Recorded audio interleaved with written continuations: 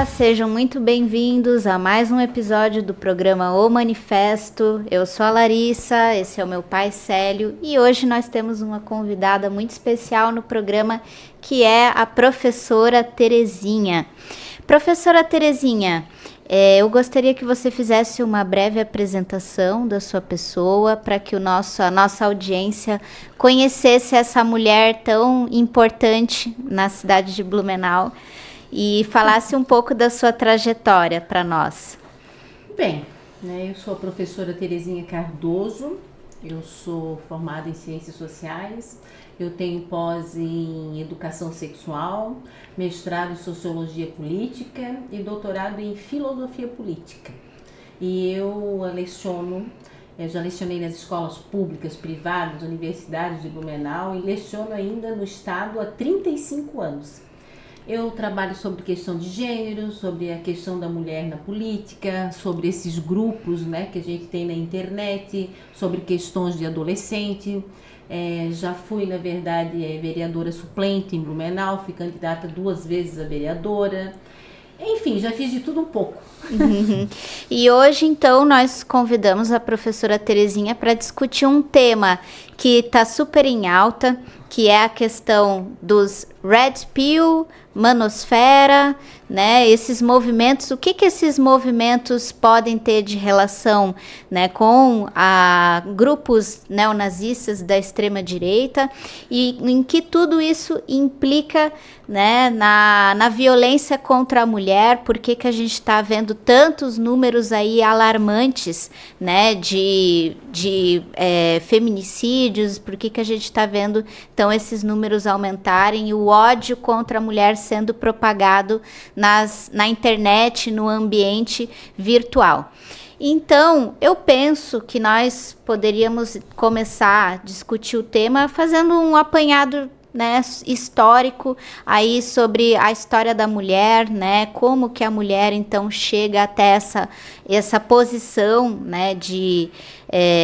de opressão, repressão que ela sofre na sociedade. Você gostaria de começar fazendo um apanhado, professora Terezinha? Eu sempre gosto de começar dizendo que nossa civilização, ela é baseada, ela bebe na água da Grécia Antiga, o nosso comportamento se remete à Grécia Antiga e as nossas leis em Roma, Claro que antes disso a gente tem outras formas, Mas eu gostaria de me ater a esse, especificamente, até a gente chegar no incels, Claro que vocês vão fazer outra colocação, mas, por exemplo, Roma Antiga era uma sociedade falocrática. O que é uma sociedade falocrática? É uma sociedade onde quem tem o falo, que é o homem, a figura do homem, que está no poder. Aí as pessoas costumam dizer, mas a Grécia Antiga, ela era livre no amor, ela era na verdade. Não, porque a Grécia Antiga, aqueles que possuíam falos eram homens livres, donos de terras. Esses podiam votar e esses estavam no poder. Porque quem fazia parte do modo de produção? Quem é que produzia? Era uma sociedade escravocrata. Então, essa sociedade escravocrata, eles eram sustentados, toda a elite, enfim, pela questão da escravidão. Aí nós tínhamos os ativos e os inativos. O ativo é quem estava no poder, os inativos eram mulheres, crianças e escravos, Qual era o papel da mulher dentro dessa sociedade falocrática? Ela tinha a função de etaíra, que eram as prostitutas, e a função da mulher da vida privada, que morava no geniceu, no fundo da casa. Essa mulher que morava no fundo da casa era só para procriação. Tanto é que elas tinham uma veste que tinha um orifício, um buraco em si, nas partes da roupa, que era só para procriação. Então eles chegavam, enfim, faziam a sua questão ali da relação e eles saíam, enfim, esse era o papel delas. Aí as etaíras, elas eram mulher do mundo público. Elas podiam sair com os homens à rua, elas podiam ir com eles aonde eles fossem falar, no local público, enfim, assim por diante. Porque a mulher do mundo privado, ela não tinha direito de participar dos lugares públicos e só quem tinha esse direito era a etaíra. A etaíra participava, ia com eles e assim por diante. E nessa sociedade, para completar, os homens livres eram assim. O pessoal dizia, ai, mas lá na Grécia o homossexualismo ele era permitido. Na verdade, não. Se 2 homens livres fossem pegos copulando, aquele que era o ativo passava para a situação de escravo e aquele que era o inativo morria. 2 escravos, ok, permitido, pode. A questão do homem livre com o escravo também sim, porque é uma coisa, ele faz o que ele quiser com aquela coisa, ele não é considerado nada. Então, as pessoas, na verdade, isso é a relação de trabalho, o modo de produção que a gente tinha, que era escravocrata, né? Aí a gente passa dessa sociedade para a sociedade romana. Não é mais a figura do falo, não é mais a figura do homem, né, no poder, enquanto pode ver que na Grécia Antiga a gente tinha Espartas e a gente tinha Atenas, que é a figura dos filósofos, do pensamento, e Esparta é a figura do corpo, da guerra e assim por diante, né? Aí vem Roma, toma a Grécia e a gente deixa de ser falocrático e passa a ser patriarcal. Agora é a figura do pai. O que é a figura do pai? O pai, que é o homem de família, o representante do Estado, né? Que está do lado da sua mulher e dos seus filhos. Tanto que César, um dos imperadores romanos, não o César que a gente conhece, mas um dos César, ele dizia que na frente das cortinas é pai, mãe e filhos. Ao fechar a cortina, tudo podia. Então a gente passa de uma sociedade onde a mulher, aqui ela não podia nada, no mundo grego, e aqui já em Roma ela pode andar na rua acompanhando seu marido, né? Ela não precisa mais ficar reclusa no fundo das casas, como acontecia na Grécia, mas aí ela ainda continua sendo do mundo privado. Então a gente houve um avanço, mas nas leis não, ela ainda continua sendo uma propriedade, tanto no mundo grego como no mundo privado. Então, se a gente pegar hoje as propagandas na televisão, a gente vai ver que isso se reproduz, só para uma amostra. Eu ligo a TV, enfim, qualquer coisa, a mulher tá lá. É propaganda do homoduplação, é propaganda do... como é que é? Ajax, festa da limpeza, é propaganda de mulher, daí são as etaíras do lado da cerveja, vai verão, volta verão, escola, ela desce redondo, tudo do lado é figura de uma mulher erotizada. Então, ela tem 2 aspectos, né? Ela tem o aspecto da mulher do mundo privado e da mulher da vida. E se a gente associar ao cristianismo, daí eu vou deixar para te explicar melhor isso, né? Daí da sociedade matrilinear, a gente vai ver que a gente tem Eva, que Eva é o quê? Eva é uma figura que veio, que saiu da costela do Adão. Mas antes de Eva, a gente tem Lilith, que não aparece nos nossos livros. E ela é vista como uma figura errante, né? Como um demônio, porque na verdade ela se recusou a procriar, se recusou a ser mãe. Então, a Lilith e o Adão saíram do mesmo pó, do mesmo barro. A Eva já saiu da costela do Adão e deve submissão a ele. Então, já vê que toda a nossa origem já é uma origem do quê? De propriedade, né? Que a gente vai trazendo, que dentro do modo de produção capitalista, a base de tudo é a propriedade privada. Muito bem. Eu gostaria, então, de pontuar, a professora Terezinha falou muito bem sobre a sociedade grega, a sociedade romana, né? O modo de produção escravista e como, né, o surgimento da propriedade privada colocou a mulher, então, nessa posição de opressão. Eu gostaria que a gente relembrasse um pouco antes da gente falar da sociedade grega, da sociedade romana. Eu gostaria de relembrar que na época que nós vivíamos um comunismo primitivo, onde a propriedade era coletiva e nós ainda não tínhamos o conceito de família que nós temos, né? A mulher, ela tinha um outro papel nessa sociedade. Nós falávamos sobre direito materno. Então, as crianças, os filhos, eles eram reconhecidos pela sua mãe, mas não pelo seu pai, né? Porque eram umas sociedades, na sua maioria das vezes, não monogâmicas, né? Tinha poliandria, por exemplo, poligamia, enfim, outras formas de, né, arranjos, casamentos por pares também existiam, e então não tinha esse conceito monogâmico, né, de relacionamento. E com isso, a gente não tinha muitas vezes a certeza sobre a paternidade. Nós tínhamos a certeza da maternidade e por isso o filho ele era reconhecido pela sua mãe, né? Então o direito materno vem daí. Bom, Depois disso, né, a gente começa então a ter a questão da propriedade privada, e com isso a gente nota, com o surgimento da propriedade privada, o homem então que passa a ser essa figura dominante, né, da sociedade, ele precisa ter o seu direito de herança garantido, ele tem que ter as suas terras, né, as suas propriedades preservadas, e para isso ele precisa de um filho, um herdeiro que vai herdar tudo aquilo que ele possui, né?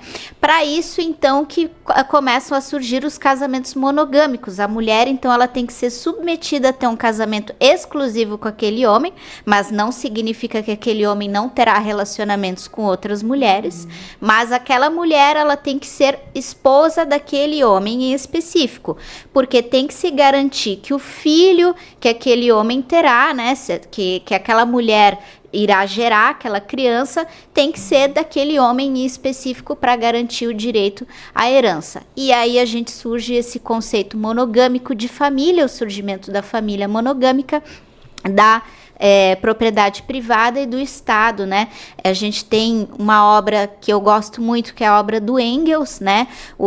A origem da família, da propriedade privada e do Estado, que é uma obra que eu acho fantástica, que pontua muito bem como que as sociedades, né, antes da sociedade grega e romana, então, partiram para essa nova organização social, onde daí a mulher, como muito bem a professora Terezinha pontuou, passa a ser essa figura, né, em desigualdade com o homem. Pai, você gostaria de complementar algumas questões históricas? Sim, Larissa. Agradecer aqui a presença da professora Terezinha, que vai estar participando do nosso programa hoje. Essa mulher que estuda, vive a questão da luta, da emancipação da mulher no dia a dia. Então eu creio que, Larissa, isso enriquece muito o nosso debate, o nosso programa hoje, porque a gente está acompanhado de uma figura que conhece bem, estudou com profundidade a ciência nesse sentido. Eu quero complementar o que vocês falaram, quer dizer, reforçar um pouco. É sempre bom lembrar que muitas pessoas não se atentam a isso, talvez muitas mulheres acabem achando que a mulher sempre foi desigual em relação ao homem, a mulher nunca teve o papel de igualdade. Não, isso não existiu, porque o comunismo primitivo ele durou milhares de anos. A mulher durante milhares e milhares de anos sempre teve plena igualdade com o homem. Nunca ela tinha a desigualdade. A desigualdade entre homens e mulheres, como você citou, Larissa, ela tem entre 3 a 4 mil anos, conforme cada sociedade evoluiu de forma diferente. Até hoje nós temos tribos no mundo hoje, onde a igualdade ainda entre homens e mulheres é muito próxima. Mas, claro, aquelas que já tiveram interferência das sociedades escravocratas e feudais ou capitalistas, evidentemente ali a desigualdade já foi implementada. Então, como tu colocou, Larissa, e vocês colocaram, a professora Terezinha, a desigualdade das mulheres, a mulher perdeu o seu espaço, os seus direitos com o surgimento da propriedade privada. O surgimento da propriedade privada foi extremamente nocivo para a mulher, porque ela saiu do mercado de trabalho, porque a escravidão acabou assumindo, os escravos acabaram assumindo o trabalho, e ela, como a professora Terezinha bem colocou, ela passa, você usar a expressão, para o fundo da casa, né? Então, aí ela começa a se dedicar meramente à maternidade, à procriação, e aí, durante esses últimos 3 mil anos, vamos mais ou menos usar, 4 mil que seja, a mulher sempre viveu esse problema da submissão e da opressão, a imensa opressão. Agora, o capitalismo, agora nós vivemos uma sociedade capitalista em torno de 300 anos, ou mais, aí a classificação. A mulher, o capitalismo, a Revolução Francesa, que é uma clássica revolução burguesa, né, professora? Engraçado, o sistema capitalista também não acabou com a opressão contra a mulher. Bem o contrário, as mulheres foram traídas na Revolução Francesa. É ou não é, professora Terezinha? Sim. Então, elas participaram ativamente da Revolução Francesa, e a Revolução declarou na Constituição Francesa na época, que é de 1789, ela declarou os direitos do homem, mas não declarou os direitos das mulheres, em nenhum momento nem criou a igualdade formal na lei. Veja só, a igualdade na lei, nós temos 100 anos, né, professora? Em torno disso que começou, 100 e poucos anos, se criar a igualdade da mulher apenas na lei, não aquela igualdade real ainda que está se buscando, que a mulher ainda não alcançou e vai buscar e certamente não vai obter no sistema capitalista. Porque eu, particularmente como comunista, eu entendo que a mulher só vai conseguir a verdadeira emancipação, a verdadeira igualdade numa sociedade comunista. Agora, então, como eu disse, agora a mulher ela começou a adquirir direitos à medida que surge a luta da classe trabalhadora também. Foi no final do século XIX, ali por 1870, depois que Marx e Engels, claro, criaram já uma teoria que já colocaram, esclarecer isso, você citou Engels ali, a obra do Engels, criaram a teoria e com isso surgem os partidos comunistas, surgem os primeiros movimentos efetivamente emancipacionistas. Não que não houvesse já outros movimentos, havia também movimentos sexistas, onde as mulheres burguesas, as mulheres de posse, aquelas mulheres, elas lutavam pelo direito de gênero, igualdade de gênero, mas não tinha a preocupação de lutar pela igualdade de fato, acabar com toda a opressão, não só contra a mulher, mas também acabar contra a opressão capitalista, e a opressão de classe, porque o grande problema da mulher é a opressão de classe, porque ela traz todas as outras formas de opressão. O Lenin, o líder da Revolução Russa, definiu isso muito bem. Ele diz que toda opressão contra a mulher está subordinada à opressão de classe. Não sei se vocês podem seguir, que depois a gente fala mais, mas eu chego até aqui. Tá? Eu quero pegar um adendo do que o Célio falou, quando ele diz que a Revolução Francesa traiu as mulheres. Com certeza, né? A Olympe de Gouges, o pessoal fala tanto nos livros didáticos, os jacobinos, o pessoal que sentou à esquerda. Os jacobinos é que guilhotinou a Olympe de Gouges, porque ela escreveu o livro A Declaração Universal do Direito das Mulheres, né? E ela queria saber por que crianças e por que as mulheres não podiam participar se elas estavam na frente na hora da Revolução Francesa. Elas as que estavam à frente. E ele não quis saber. E antes de ela ser guilhotinada, ele perguntou se ela se arrependia e ela disse: não, liberdade a todas. Ela gritou bem alto e ela morreu, né? Por isso, porque ela sabia que aquela revolução tinha sido uma furada e foi uma mentira. Então, na verdade, não existe emancipação real, já falava Rosa Luxemburgo, não tem como a gente ter, porque a gente vive numa contradição do capitalismo e a mulher é objetivada. Por quê? Porque ela é usada como objeto dentro do capitalismo. Ela também é usada na hora da produção, porque uma mulher trabalhava, quando começou o capitalismo, 14, 15, 16 horas, junto com os seus filhos e não recebia quase nada. Então, as mulheres, né, como a Clara... Zetkin. Obrigada, me fugiu agora. Clara Zetkin, como a Rosa Luxemburgo, como a Kollontai, elas tinham plena consciência que não tinha como a gente fazer uma emancipação se não passasse pela questão das classes. Por quê? Justamente, né, a burguesia, quando assumiu o poder, fez várias classes. E se eu tenho várias classes, eu tenho desigualdade social. Exato. Isso é a contradição do modo de produção capitalista? Isso. Exato. Muito bem colocado, né? A gente tem que relembrar que no capitalismo a mulher ela passa então a assumir especialmente o papel de trabalhadora. A mulher estava no chão de fábrica trabalhando junto com os homens, né?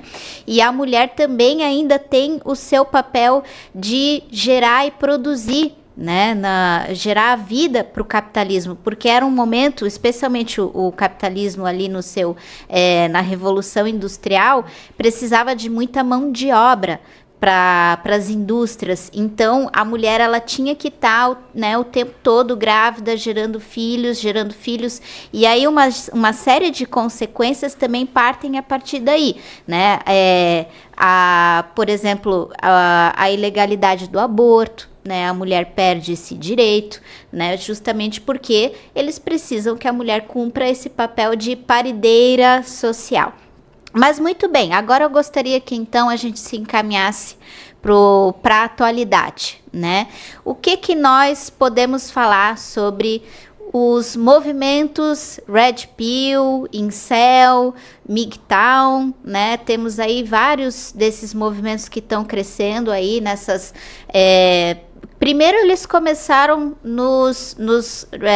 lá no 4chan, né, onde eles começaram, depois eles migraram ali para aquele outro programa que eu esqueci o nome, onde os meninos jogam videogame, Mas enfim, Discord. o Discord, né, nesses grupos então da internet, Discord, começaram a crescer então esses movimentos Red Pill, que para quem não conhece, então vou brevemente explicar, né? Red Pill faz, na verdade, uma metáfora ao filme Matrix, né, que a gente tem. O filme Matrix, então, tem o personagem principal que ele tá desconfiando da realidade e ele vai lá e um cara apresenta para ele 2 pílulas, a pílula vermelha, que é a Red Pill, né, em inglês é pílula vermelha, e a pílula azul. A pílula azul, ele fala, ó, se você tomar a pílula azul, você vai continuar na ignorância. Se você tomar a pílula vermelha, você vai descobrir a verdade sobre o mundo. E no filme, claro, o filme é uma ficção, né, uma fantasia. O filme, a verdade sobre o mundo é a Matrix, que na verdade todos nós somos manipulados por computadores. Um fato muito interessante sobre esse filme é que ele foi escrito por 2 mulheres trans. E essas 2 mulheres, elas escrevem essa história narrativa fictícia, na verdade, fazendo uma metáfora ao capitalismo. Então, olha só que engraçado. Mas esse termo Red Pill, ele acabou sendo, ele foi cooptado por esses movimentos eu digo que eles têm uma raiz na extrema direita e acho que depois a gente pode discorrer um pouco melhor sobre isso, né? O ódio às mulheres, ele vem muito, né, da extrema direita, e então ele é cooptado por esses movimentos que eles passam então a usar o termo Red Pill como se eles soubessem a verdade sobre o mundo. E a verdade sobre o mundo para eles é que, na verdade, os direitos que as mulheres conquistaram não são direitos, são privilégios, que as mulheres estão hoje em uma posição melhor do que os homens, as mulheres hoje mandam no mundo e eles, na verdade, são os coitadinhos oprimidos, né? E eles colocam então a mulher nessa situação que, na verdade, tudo que acontece de ruim no mundo é por culpa da mulher, e muito também eles culpam a mulher pelas suas frustrações pessoais. Então, o incel, que é o termo celibatário involuntário, na verdade são homens frustrados com a sua vida, né, sua vida amorosa, romântica, e que acabam então colocando toda a culpa na mulher por isso, porque eles não conseguiram alcançar aquele ideal de masculinidade, de serem aqueles homens que performam aquele masculino provedor da casa. Então, por eles não terem essa performance que eles gostariam de ter, eles culpam as mulheres por todos esses problemas, muitas vezes pessoais. Eu gostaria que a gente discorresse então um pouco mais sobre a questão desses grupos, né, extremos de ódio contra a mulher, e de que forma então o capitalismo e a masculinidade, o machismo também interfere na vida do homem, e como que isso faz o homem ter ódio, né, à mulher, e a gente está vendo tanta violência contra a mulher ainda no mundo. Olha, esse tema aí é recorrente, todo ano eu estou trabalhando isso em sala de aula porque o negócio está ficando complicado. Eu quero falar que entre o incels e entre o Red Pill tem uma grande diferença. Os incels, que são os celibatários, né? Eles têm ódio mortal das mulheres, porque eles entram num grupo de pessoas que são frustradas, que são desempregadas. Isso começou na Inglaterra, na verdade, o pessoal que não conseguia emprego, que estava fora do padrão de beleza, e daí começou a culpar as mulheres, que as mulheres estavam tomando o lugar dele no mercado de trabalho. A mulher tá lá ele foi fazer uma entrevista e a mulher perguntou para ele alguma coisa e ele respondeu, ele não conseguiu a entrevista, não conseguiu passar na entrevista, ele disse que a mulher achou ele feio. Daí, aí vem uma coisa, eu tenho alunos que estão, muitos alunos nesses grupos, e eles vêm me contar, e eu digo para eles, mas o que vocês estão fazendo nesse grupo, professora? Mas as mulheres são culpadas, professora. Eu digo, oi? São culpadas, porque as meninas dão bola pra gente, depois a gente vai conversar com elas ignoram a gente, elas ficam contando pros outros, não sei o quê, então eles já estão nesse grupo. Quando eles começam a falar isso pra mim, eu já percebo que eles estão nesse grupo. Por quê? Porque esse grupo daí do incels, esse grupo, ele começou com aquele pessoal que começou a se armar, começou a ir para a galera da ultradireita, da extrema-direita, dizendo que todo o ódio que você tem, que você deve às mulheres, você pode, né, extravasar ele matando o próximo, não sei o quê, porque o mundo te deve isso, porque tirou o teu lugar. Enfim, esse é um grupo que é o nome deles, inclusive, né? Eles tiraram esse nome incels e eles são as pessoas que tomam a pílula preta, não a pílula vermelha lá do Red Bull, lá do Red Pill. Por quê? Porque eles são aqueles totalmente excluídos. Esses daqui não. Então, o incels diz o seguinte: quem é que se dá bem nessa sociedade aí? É o loiro, é o cara que tem olhos azuis, é o cara que é musculoso. Então eu não sou gordo, não sou musculoso, sou nada, sou deixado de lado. Então quando você se sente inferiorizado e você entra nesse ambiente virtual e que você é abraçado, você entrou numa comunidade que te acolhe, que te entende. Aí está o perigo de acontecer isso. E aí vem o Discord. Não sei se vocês viram que a semana passada morreu uma menina de 8 anos, né? Porque ela inalou desodorante. Por quê? Porque aí esse grupo, ele começa a dizer para as mulheres, porque eles têm ódio mortal das mulheres, né? O pessoal aqui já do Red Pill não é tanto, o incels é mais. Então eles mandam a pessoa virar de 4, manda a pessoa colocar fogo no gato, manda a pessoa botar fogo na casa. Sempre mulheres, a vítima só são mulheres no incels, né? Então, isso é muito perigoso, porque as meninas acabam ficando refém, porque ele pede nudes, ele pede isso, e depois ele começa a ameaçar, e ele começa a divulgar para todo mundo. E eu já atendi várias garotas na escola que estavam nesse meio, e elas não sabiam como sair. Aí você faz o boletim de ocorrência, aí também nós temos um vácuo. Porque quase a gente não consegue fazer, como eu posso dizer, a investigação para chegar em quem é que está fazendo isso. E muitas vezes não é nem levado a sério. Diz que isso aí é coisa de adolescente, que isso aí é coisa de criança. E não é, isso é coisa séria. Eu tenho uma aluna que se jogou da ponte, ali da Ponte Salto, porque ela estava sofrendo isso daí. Claro que as pessoas não falaram, porque, né? Mas ela estava sendo vítima disso. A foto dela estava sendo exposta, ela mandou nudes, ela não aguentou a pressão, a mãe dela não ia entender. O que aconteceu? Ela se suicidou. Então, isso é coisa muito séria. E o que isso tem a ver com o capitalismo? Tem a ver total com o capitalismo, porque você fez com que a pessoa se sentisse rejeitada dentro desse sistema, que a pessoa não conseguisse um lugar dela, e aí ela bota a culpa em quem? Aí eu olho para a Larissa é médica.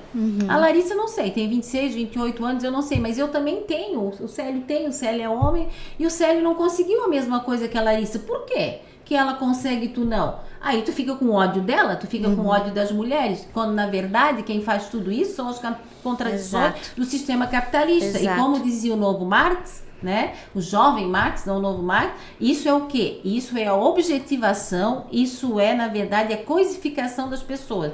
É colocar a mulher como objeto, seja ela no Marx, seja ela... Inclusive aí nesse grupo, que depois a gente pode falar mais, aqui do Machos Feras, a Red Pill, tem uma bióloga ganhando rios de dinheiro. Por quê? Porque ela é a mentora. Ela dá o curso de como o homem deve ser homem e como o homem deve agir com uma mulher. Veja a contradição. Exato. E isso tem milhões de pessoas. Depois a gente pode falar um pouco dos legendários, que é importante. Que é importante. Gostaria de contribuir, pai? Eu quero, assim, complementar. Eu acho, assim, não vou falar especificamente de algum desses grupos que vocês citaram, mas é importante entender, né, professora, não sei se você concorda comigo, mas acho que você deixou mais ou menos claro isso, que esses grupos que vão se formando ali nas redes sociais, e vão surgindo outros, eles têm a ver com essa mesma política. Nós já fizemos aqui um programa, Larissa, e falamos do crescimento da extrema-direita no mundo. Na realidade, se você for olhar, eles são ideologicamente extremamente ligados a esses grupos de extrema-direita. Você citou aqui de uma jovem que se jogou, uma criança, uma jovem, adolescente da ponte. Tivemos aqui também, na outra ponte aqui dos Arcos, morreu um jovem indígena que participava também de um grupo de adolescentes que defendiam o suicídio. Loucuras assim. É o discórdia. Então, na realidade, o que acontece? Na realidade, esses jovens são vítimas dessa política de extrema-direita que prega, na realidade, essas discriminações, essas formas de as pessoas se perderem, um discriminar o outro. Como a sociedade capitalista é uma sociedade que discrimina, que vive da discriminação, ora discrimina o negro, ora é a mulher, ora é o índio, ora é o pobre, ora, enfim, o sistema capitalista, ele depende da discriminação, ele precisa dividir a sociedade em vários fragmentos, porque se a sociedade, se a classe trabalhadora estiver unida, ela politicamente derrota o capitalismo. Então, o capitalismo precisa? Ele precisa criar vários nichos, né, vários grupos que vão se brigando um com o outro, vão se dividindo a sociedade, vai se dividindo, como é com os grupos LGBT e que vai acontecendo. Então, de repente, cada um começa a ver o próprio trabalhador e a própria trabalhadora como inimiga e não como uma aliada contra o sistema. Então, eu acho que esses grupos que estão surgindo e outros, a gente precisa estar atento, outros vão surgindo, enquanto se nós não derrotarmos esse sistema capitalista discriminador que está ali, opressor contra as mulheres e contra os pobres, contra a classe trabalhadora, acho que dificilmente nós vamos ter saídas. Nós vamos ver as próprias crianças e adolescentes serem vítimas desse sistema na forma como vocês muito bem colocaram. Então eu acho que a gente precisa, claro, combater, mas não há polícia, não há Estado, o Estado é omisso. Né? A polícia, quando se trata de crimes em redes sociais, a polícia tem uma extrema incapacidade de apurar esses crimes. Eu vejo isso no dia a dia, vejo os crimes financeiros, os crimes pela internet. Todo dia nós vemos vítimas, pessoas que tiveram dinheiro sacado nas suas contas bancárias, e a polícia não consegue resolver. Então o Estado brasileiro, no mundo, o Estado ainda não é capaz de apurar desses crimes. E isso vai proliferando. Então nós vamos criar uma sociedade cada vez voltada para o crime. Eu sempre digo, hoje você não precisa mais pegar arma e assaltar um banco, porque você pega a internet, você faz isso a partir do celular. Então a facilidade de cometer crimes hoje é muito a internet possibilitou isso. E nós precisamos, por isso, também ver como é que nós vamos regulamentar isso. A sociedade, nós precisamos, além das mulheres, claro, para nós não sair do foco, a luta das mulheres pela emancipação, a luta pela igualdade, também tem que abraçar, claro, essas causas, as outras formas de discriminação que existem na sociedade. Olha só, pegando o gancho aí do Célio, tudo é lucro, né? Porque a Big Techs não aceita o marco regulatório da internet. Exato. Mas é claro, porque imagina que enquanto o cara tá lá rindo, fazendo a menina ficar de quatro, fazendo a menina fazer aquilo tudo, ele tem milhões de visualizações. E isso significa lucro. Quanto vale a vida de uma pessoa dentro do sistema capitalista? Né? Exato. E a questão, olha só, o jogador Daniel Dias, vamos pensar, é o outro, né? O Robinho. O Robinho, né? O que eles fizeram tudo aquilo, o Daniel agora acabou de sair, por quê? Porque a justiça entendeu, com imagens, com o feito corpo de delito, com tudo, que ainda ele e a vítima não tinham ficado frente a frente, então eles iam liberar ele. Mas a lei já prevê que não é para a vítima ficar frente a frente com ele. E olha só, e nas redes sociais, principalmente nesses grupos, né, que a nível maior a gente chama de machosfera, eles diziam o seguinte, que ela queria se promover, mas em nenhum momento ela falou o nome dela, em nenhum momento ela apareceu. Quem acabou divulgando o nome dela foi a mãe do Daniel Alves, Daniel Dias, eu troquei o nome, né, e o Robinho, por exemplo, né. Hobinho estava certo da impunidade, tanto é que todas as conversas que foi pega dele na internet, o que foi dito? Que ele não houve a penetração, foi só sexo oral. Então, na cabeça dele, o sexo oral não é uma violação contra o corpo da mulher. Então, exato. Você pensa que loucura é essa, que nós estamos num estado onde o IDH é um dos melhores do Brasil, mas nós temos a maior taxa de feminicídio comparado a São Paulo. Nós temos uma das maiores taxas de violência doméstica. Então, como é que isso é as contradições dentro do sistema capitalista? Então, quer dizer que a mulher não está ali dentro do índice de desenvolvimento humano. A mulher parece que não é humana ali dentro, porque não importa se ela apanha ou não. E outra coisa que a gente, aquela Mariana Fé, vocês lembram? Exato, lembro. Ela, no final, o promotor, além de constranger ela de todas as formas, ele ainda deu um veredito que todo mundo dentro do mundo jurídico, acho que o Célio sabe até melhor do que eu que isso, né? Diz o seguinte, que foi a sentença foi um estupro doloso, né? Um estupro sem intenção... Estupro culposo. Culposo, sem intenção de... Sem intenção de estuprar. Não é dolo, é culposo, sem a intenção de estuprar. Como que acontece isso? Uma pessoa estuprada, tu me estuprou, mas foi sem intenção. Sem intenção, aí tu exato. já olha que as leis, que o machismo institucional que está nas palavras, que está na outra generalização do preconceito, está na sociedade capitalista, porque a base é a propriedade privada. Exato. E a mulher é vista como um objeto. Essa semana que passou, não sei se vocês acompanharam, teve um promotor, isso aí saiu em tudo quanto é lugar, que ele falou o seguinte para a moça: a senhora não queria ficar com os filhos? Era um promotor de Porto Alegre, um juiz, não um promotor. Ela falou sim, mas se a senhora não podia cuidar dos filhos, por que fez 2 filhos? Ela fez os 2 filhos. Aí o seu marido, né, não pode cuidar. Agora a senhora está dizendo que quer que ele cuide um pouco, a senhora fez, a senhora cuida. Isso aí eu não posso resolver aqui, diz o juiz para ela. Mas como? Ela só estava pedindo que fosse feita uma guarda compartilhada, que o pai ficasse um pouco e ela um pouco. Ele disse que não, que o pai trabalha também e que não ia ficar. Então tu já vê que as leis também são baseadas nessa questão de quem manda, né, de quem é submisso e que somos uma sociedade patriarcal. Recai sobre a mãe, patriarcal, ocidental e cristã. Sim. Exato. Ainda isso. Por quê? Porque é a mulher que deve ficar com o filho. Como se a responsabilidade não fosse do pai. A pensão é requerida por quem? Pela mãe, porque geralmente o pai vai embora e não paga, e quando paga, ainda acha que é muito que ele está pagando. Então são N coisas que a gente tem que pensar dentro de uma sociedade patriarcal, com base dentro do capitalismo, né? Exato. Na sociedade capitalista, a vida da mulher de nada vale, né?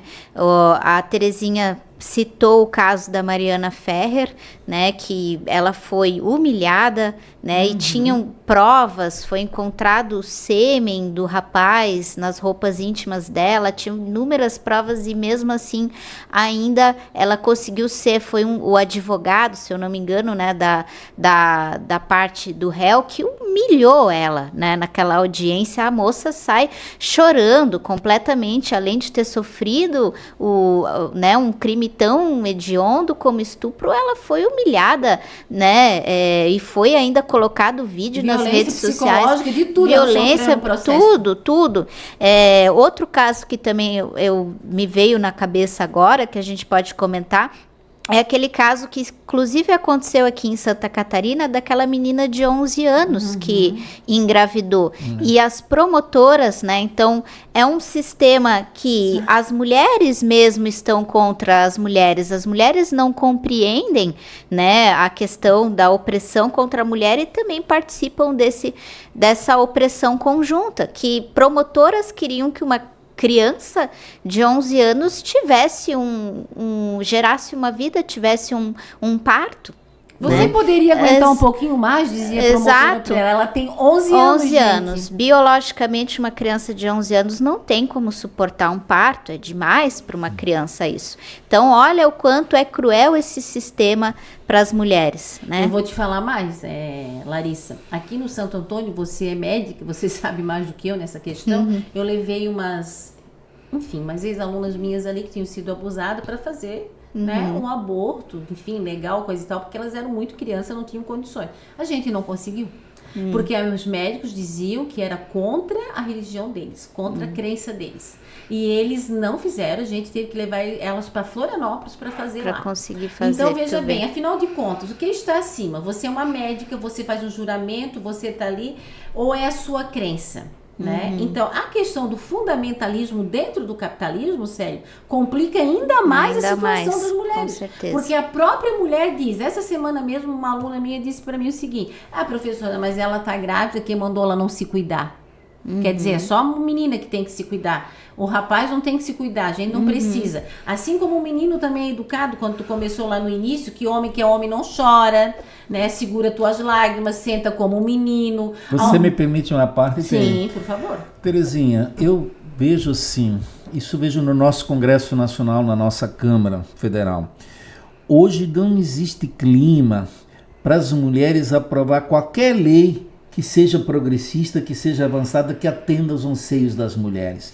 Porque nós temos lá verdadeiros para-choques, verdadeiros leões de chácara, que são os deputados da extrema-direita, que estão dentro do Congresso, e eles estão lá para derrubar qualquer lei que venha em proteção às mulheres. Então, eles estão ali, na realidade, assim, defendendo que o aborto, então, por exemplo, mesmo que ele seja de crime, oriundo de um crime, de estupro, a mulher não tem o direito de abortar. Isso, veja só, acho que foge de qualquer civilização. É um retrocesso imenso, porque qualquer sociedade civilizada jamais pode admitir que uma mulher estuprada violentamente carregue uma gestação durante 9 meses ou tenha que conviver com esse filho depois. Então isso é lamentável. Quando nós caminhamos para esse caminho, é muito preocupante, professor. Eu vejo assim. Muito. Então, claro que a mulher, ela precisa, hoje o movimento emancipacionista é de garantir o mínimo, a igualdade, assim, garantir o que ela já conquistou. Na realidade, ela tem pouca perspectiva de avançar, ela só vai avançar no movimento de igualdade, na busca de novos direitos, se ela se derrotar essa extrema-direita que está hoje mandando no mundo. Imagina uma sociedade como a americana hoje, com um presidente de extrema-direita, o que é aquilo lá, Donald Trump? Imagina qual é o conceito que um homem desses tem sobre a mulher. Eu imagino como é que uma mulher, as mulheres, nós precisamos enfrentar tudo isso. A esposa e a filha dele, né? Como ele trata elas.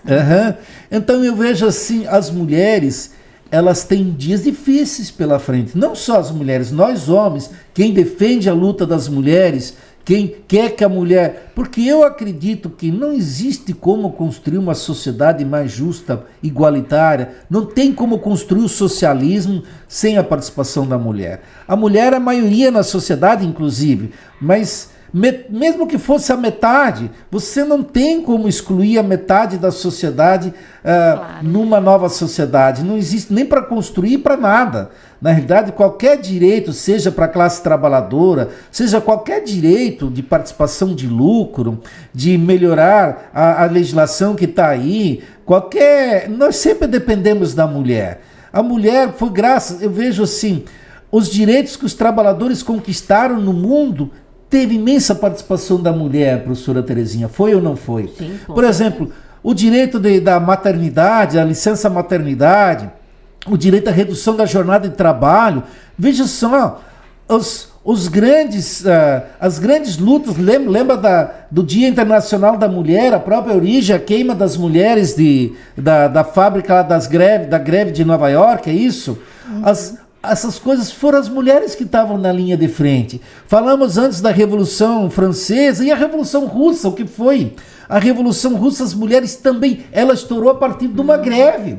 É interessante, o próprio Partido Comunista Russo, naquele momento, de início não estava muito compreendendo a importância, mas as mulheres não se entregaram, foram para a luta, e nesse ali hoje surge a Revolução Russa de 1917, e claro, daí o Partido Comunista abraça a causa das mulheres, e as mulheres conquistam um imenso direito. E você falou antes da Alexandra Kollontai, eu me lembro de uma passagem que eu tenho lido, ela, no ano da Revolução, quando aconteceu 1 ano da Revolução Russa, foi feito um balanço da Revolução Russa. Alexandra Kollontai, num palanque, disse assim: nós, mulheres na Rússia, nós conquistamos em 1 ano mais do que nós conquistamos em 1000 anos.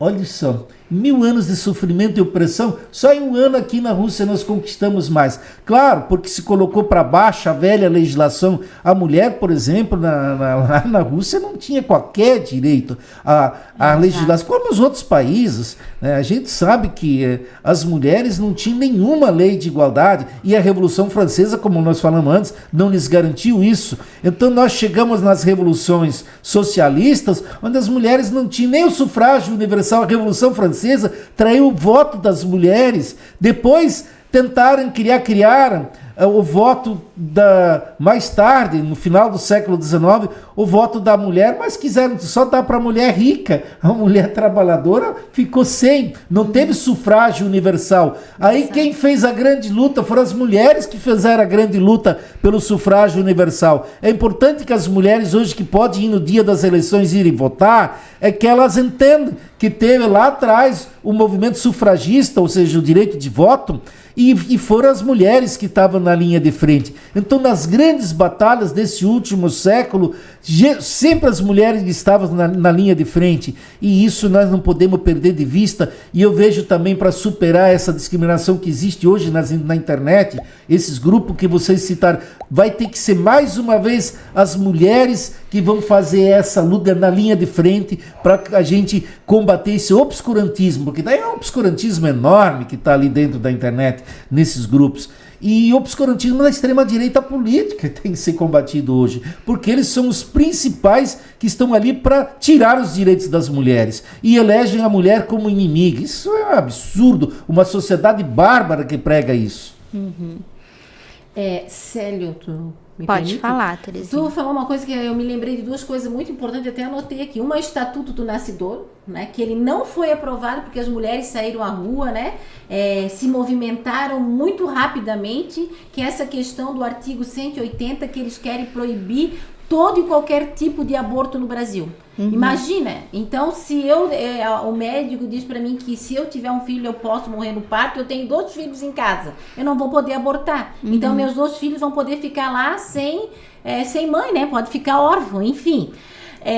Outra coisa sobre os legendários. Quem são os legendários? Aqui em Santa Catarina é um grupo enorme, mas estão no Brasil inteiro, isso é do mundo, na verdade, mas no Brasil o negócio está bem forte, que são o pessoal que anda com uma camisa escrito Homo erectus, e embaixo é escrito virilidade, porque vem lá da Bíblia que o homem é o varão, e eles vão para um retiro, tá? Que custa entre 80 mil para os homens mais ricos, aí vem de novo a questão do capitalismo, né, da classe, e até R$1.400. Então, aí você vai aprender o que é ser homem, como um homem deve se comportar, que o homem é que tem que dizer sim ou não no relacionamento, não é a mulher que tem que dizer. Olha que loucura, é o fundamentalismo religioso, ensinando o homem a ser homem segundo o fundamentalismo religioso. Mas o que a gente pode esperar num estado onde a gente está, que a gente tem uma deputada chamada Ana Campagnolo, que no Dia Internacional da Mulher, todo ano ela faz uma reunião com as mulheres, onde ela fez um livro contra o feminismo. Ela diz que o feminismo atrasa o desenvolvimento, né? Que o feminismo é perverso. O que a gente quer num estado onde a gente tem um outro deputado chamado Gessé Lopes, que ele é a favor do grupo Esposa Troféu, que é uma esposa que fica em casa, que é submissa, que não usa pílula, enfim, que vai ter quantos filhos, né? Enfim, Deus mandar para ela.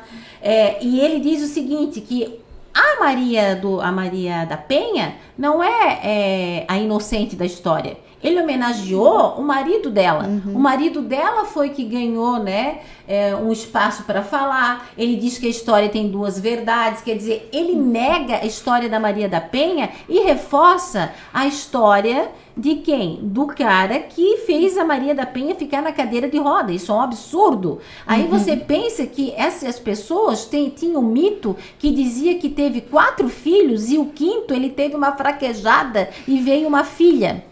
Que essa mesma pessoa diz que a mulher é tão feia que não merece ser estuprada, né? Então quer dizer que se uma mulher fosse bonita, ela mereceria ser estuprada. Né?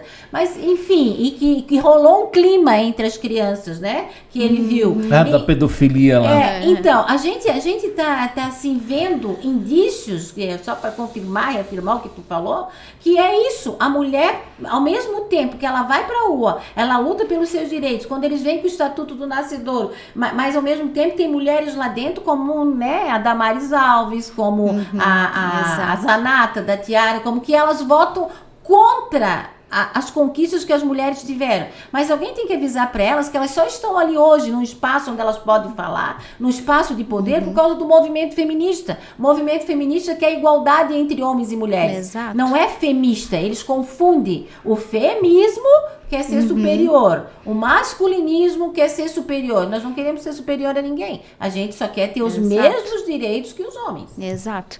Alguém tem que avisar elas que na sociedade grega elas iam ter que morar no fundo da casa. É verdade.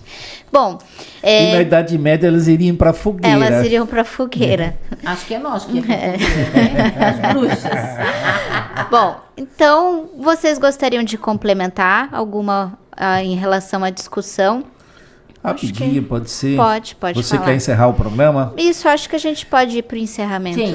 Eu acho assim, para mim dizer que é um grande orgulho como homem participar desse debate com duas feministas gabaritadas que conhecem bem o tema, e que eu posso dizer assim, a luta da mulher é muito grande. Hoje ser mulher no Brasil especialmente, ou no mundo, mas no Brasil, lamentavelmente, não é fácil. A mulher, ela tem um encargo, um fardo muito maior que o dos homens. Então não é fácil. Mas aqueles que carregam o fardo que também, né, professora, acabam aprendendo a luta. Então eu acho que as mulheres, lamentavelmente, ainda na nossa sociedade, elas têm dupla jornada de trabalho, a grande maioria. Não se resolveu o problema ainda. Muitas mulheres não têm nem a creche para colocar seus filhos. Então a maternidade pesa no ombro das mulheres. Você já falou isso antes, professora. Então, assim, as mulheres, elas têm uma opressão, além da opressão grande do sistema capitalista, elas têm essa opressão de uma sociedade patriarcal que coloca a mulher numa situação inferior. Então, elas são heroínas e elas precisam continuar nessa luta, porque a luta pela igualdade das mulheres também é uma luta pelo socialismo, por uma nova sociedade, por uma nova ordem econômica e social, onde a mulher pode encontrar a plena igualdade, onde novamente a mulher reconquista o que ela tinha há 3, 4 mil anos atrás, mas vai conquistar isso agora sob uma nova era, sob uma era do domínio da tecnologia, do desenvolvimento econômico e social, numa era onde ela efetivamente pode se sentir partícipe dessa sociedade. Então eu defendo uma sociedade mais justa, uma nova ordem econômica e social, onde a mulher tenha plena igualdade, porque isso é possível. Eu quero dizer que, assim, a gente só pode estar aqui hoje falando sobre isso porque, sim, tiveram os homens que levantaram a bandeira e que disseram, não, a gente concorda com você, a gente acha que isso é injusto, assim como a gente acabou com a escravidão porque tiveram brancos que levantaram essa bandeira. Então, quando eu me preocupo muito quando eu vejo o movimento feminista querendo só culpar o homem, porque o homem também é vítima desse machismo institucional, desse machismo estrutural, porque se você não sabe, de cada 10 suicídios, 8 são homens. Se você não sabe, 80% dos acidentes que vítimas fatais são homens que estão no volante. O homem morre de câncer de próstata. O homem morre de câncer de pênis. O segundo país no mundo que tem câncer de pênis, você deve saber, né? Você é médica mais do que eu, é no Brasil. E ninguém nunca vai falar sobre isso, porque isso vai ferir a masculinidade da pessoa. O homem não consegue falar sobre as suas dores. A gente fala da mulher que foi abusada. E quantos meninos são abusados e não falam por medo? Então, o homem também é vítima dessa sociedade que cobra dele que ele tem que ser o provedor. Porque quando a mulher está em casa, ninguém vai dizer que ela é gigolô. Mas quando o homem está em casa e a mulher está trabalhando, ele é um gigolô, ele não trabalha. Então, a mesma pressão, eu não digo que seja a mesma, mas o homem também é pressionado. E nós não somos inimigos. A gente quer construir uma sociedade justa, uma sociedade que a gente viva em comum. E eu não posso deixar de falar da ministra Cida Gonçalves, que ela disse, me marcou muito, eu fui num congresso onde ela estava, que o crime de stalking é o que mais a gente tem contra as mulheres nas redes sociais. E ele subiu 135% no último ano. E ela achou que seria fácil tendo uma caneta na mão. Eu vou notificar onde eles entram, coisa e tal, e eu vou mandar retirar. Não, ela disse não funcionou, porque daí eles só mudam a frase, aí o algoritmo, eles enganam o algoritmo e continua e eles não conseguem, mesmo sabendo onde está acontecendo o crime. Então, eu não posso deixar de terminar aqui sem uma frase que de uma socialista, né, da Rosa Luxemburgo, uma das maiores revolucionárias de todo o tempo, que é avante, à frente, apesar de tudo. E é isso, avante, à frente, apesar do fundamentalismo, apesar do patriarcado, a gente não pode baixar a cabeça jamais, porque somos revolucionários. Exato, muito bem falado, professora Terezinha. Bom, então vamos finalizando o nosso programa então por aqui, né? Esse episódio então que a gente contou com a participação especial da professora Terezinha. Espero que tenham gostado do tema, estamos abertos aí à discussão e até mais, pessoal. Tchau, tchau. Tchau.